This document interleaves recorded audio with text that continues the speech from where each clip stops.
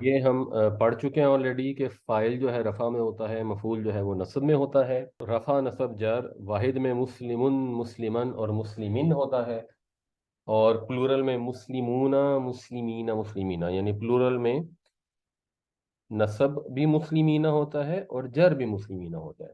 फिर मुअन्नस के भी सीगे हैं, डुअल के भी सीगे हैं, वो जब आते हैं तो उसको भी हम इंशाल्लाह साथ साथ देखते जाएंगे।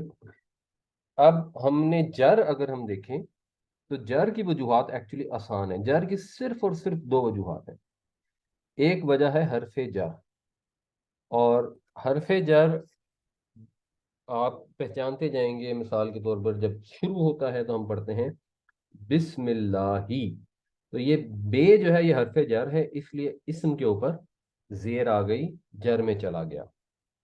बिल मुमिनीन होगा अगर किसी वजह से, तो वो मुमिनीन होगा, बे के बाद मुमिनून नहीं हो सकता। तो हरफ जर कुरान शरीफ में बहुत सारे इस्तेमाल होते हैं।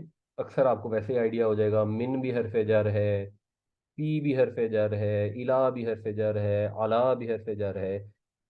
कुछ हरफ जर ऐसे होते हैं जो ज़रा एक तरह से इंटरेस्टिंग भी होते हैं, जैसे मिसाल के तौर पर वाव है। तो वाव आम हालात में हरफ जर नहीं है।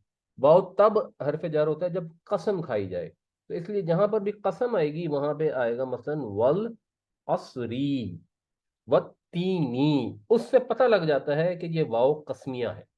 गवाह है जमाना, गवाह है तीन। तो ये फायदा होता है जब आपको थोड़ी बहुत ग्रामर की अंडरस्टैंडिंग होती है।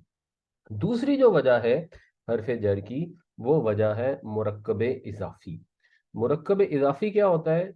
पोजेसिव जो स्ट्रक्चर है कंपाउंड, वो मुरक्कब इजाफी होता है। आसानी के लिए हम इसको कहेंगे कि अंग्रेजी में जहां पर ऑफ आता है वो मुरक्कब इजाफी होता है, या ऑफ आता है या अपोस्ट्रोफी एस आता है। मिसाल के तौर पे हम कहेंगे हाउस ऑफ जईद।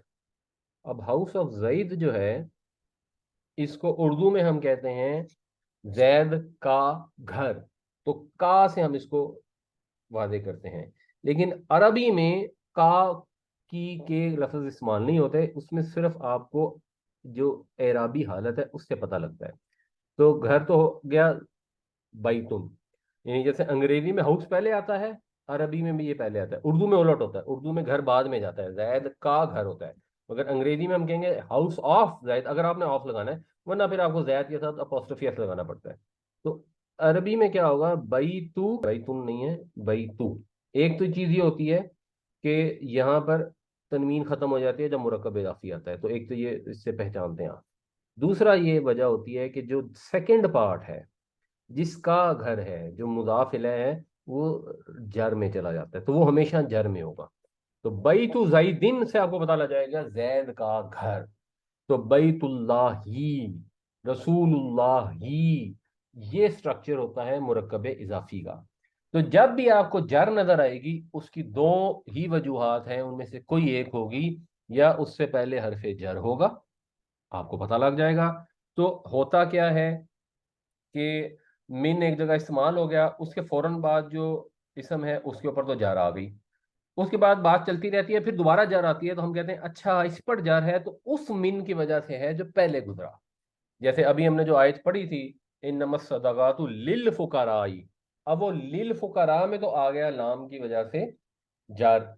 अब आगे जो आ रहा है, वो आगे दोबारा लाम नहीं इस्तेमाल हुई, लेकिन हम जब उसको पढ़ते हैं तो हमें आसानी से पता लग जाता है कि क्योंकि जर है तो इस पर वो लाम का अमल आ रहा है। वल मसाकीनी, वल मुअल्लफाती, वल आमिलीना। अब आमिलीन भी जर में है, जैसे मुस्लिमीन है, और मुअल्लफाती, तो उससे फिर आप समझ जाते हैं। या आगे फिर जब आता है वह फिर रिकाब ही, तो रिकाब पर जो जेर आई वो तो ठीक है, फी की वजह से आ गई। वल गारिमीना भी जर में है, तो हम कहते हैं अच्छा ये फी से कनेक्टेड है, ये आगे उसी का असर चला आ रहा है। तो ये फायदा होता है जर को पहचानने का, जब वो हरफ जर हो। और जब वो मुरक्कब इजाफी में इस्तेमाल हो रहा हो तो फिर आप वैसे ही आसानी से पहचान लेते हैं कि अच्छा ये मुरक्कब इजाफी है, तो फिर आप उसका ट्रांसलेशन सही कर लेते हैं। तो मिसाल के तौर पर अगर मैं एक ऐसे एग्जांपल दूं, एक लफ्ज है मस्जिदुन जमीलुन। अब मस्जिदुन जमीलुन का मतलब होता है खूबसूरत मस्जिद, या वलदुन जमीलुन का मतलब होगा खूबसूरत लड़का। लेकिन अगर वलदुन जमीलुन की जगह आप लिखें वलदु जमीलिन, तो आप पहचान जाएंगे कि ये मुरक्कब इजाफी है। तो आप इसका तर्जमा खूबसूरत लड़का नहीं करेंगे, आप इसका तर्जमा करेंगे जमील का लड़का, जमील का बेटा। तो जब आप ग्रामर में इसको पहचानते हैं तो आप सही तर्जमा करने के काबिल हो जाते हैं। तो इसको भी इंशाल्लाह जहां जहां इस्तेमाल हो आप गौर किया करें। और ये सबसे आसान है क्योंकि इसकी सिर्फ दो ही वजूहत है और वो वजूहत भी आसान है। तो जब भी कुरान शरीफ में आपको जर नजर आए, खास तौर पे वाहिद के अंदर जर नजर आती है, तो उसको आप फौरन देखते पहचान लेंगे। मुकम्मल जमा की प्लूरल होगी ना, उसमें फिर भी कंफ्यूजन हो सकती है कि नसब है जार है। तो वाहिद में जहां पे भी जा रहा है जरूर गौर करें इसकी वजह हरफ जर है या मुरकब इजाफी है।